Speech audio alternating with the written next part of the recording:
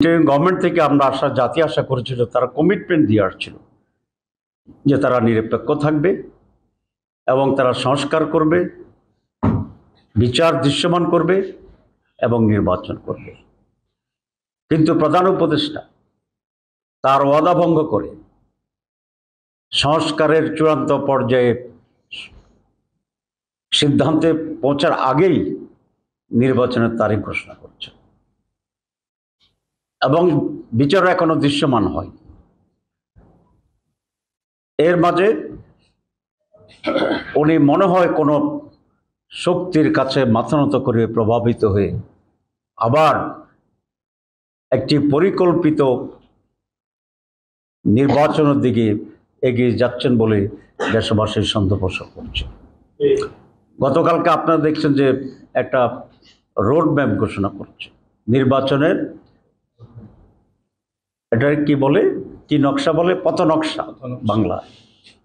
কিন্তু অনেকগুলো বিষয় এখন আনসেটেল রয়ে গেছে। নির্বাচন, ফেব্রুয়ারি নির্বাচনে জামাতে ইসলামীর কোনো আপত্তি নেই। আমরা 15 ফেব্রুয়ারি নির্বাচন করার জন্য সারা দেশে প্রস্তুতি নিচ্ছি। কিন্তু একটি সুষ্ঠু অবাধ নির্বাচনের জন্য কতিপয় বিষয়ের শুরু হওয়া অত্যন্ত জরুরি। তার মাঝে 1 নম্বর হচ্ছে, আমরা বলেছি জুলাই চার্টার, এটাকে আমরা যেখানে ঐক্যমত পৌঁছেছি সে সমস্ত জায়গায় এটাকে আইনগত ভিত্তি দিতে হবে এবং এর ভিত্তিতেই ফেব্রুয়ারি নির্বাচন হতে হবে। কিন্তু সেগুলো না করেই গতকালের যে পথ নকশা দিয়েছে, আমরা মনে করি এটা এই নির্বাচনের পথ নকশা একটি সুষ্ঠু নির্বাচন ভণ্ডুল করার জন্য একটি নীল নকশা। এটা আমরা হতে দেব না। আমরা এই নির্বাচন কমিশন সরকারকে বাধ্য করব যে চার্টার রিফর্ম চার্টারের মাধ্যমে, পিআরের মাধ্যমে আগামী নির্বাচন হতে হবে এবং সেটা বাধ্য করা হবে ইনশাআল্লাহ। আমি আরেকটি বিষয়ে কথা বলতে চাই, সেটা হচ্ছে নির্বাচন কমিশনের ব্যাপারে। নির্বাচন কমিশন আনফর্চুনেটলি বাংলাদেশে সকল সময় একটি দলীয় দাস হিসাবে কাজ করেছে, যেটি সমস্যার অন্যতম প্রধান কারণ ছিল।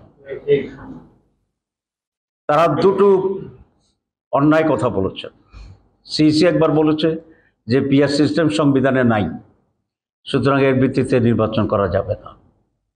আবার গতকালও শুনেছি তার ব্রিফিং একজন বলেছেন। আসলে আমি আশা করি যে ওনারা সংবিধান সম্পর্কে ধারণা রাখেন। সংবিধানে নির্বাচন করার কথা বলা হয়েছে, কিন্তু কোন পদ্ধতিতে করা হবে এটা কিন্তু বলা হয়নি। সুতরাং আজকে দুটা পদ্ধতির প্রস্তাব, একটি আগের ট্রেডিশনাল যে পদ্ধতি কনস্টিটিউয়েন্সি ওয়াইজ, আর আমরা নতুন বলেছি পিআর সিস্টেম। সুতরাং এই দুইটা পদ্ধতির ভিতরে যে কোনো একটি সেটেল না হওয়া পর্যন্ত একটি সিস্টেমে নির্বাচনের পথ নকশা ঘোষণা করাটা এটা তাদের জন্য বড় ধরনের অপরাধ এবং অন্যায়।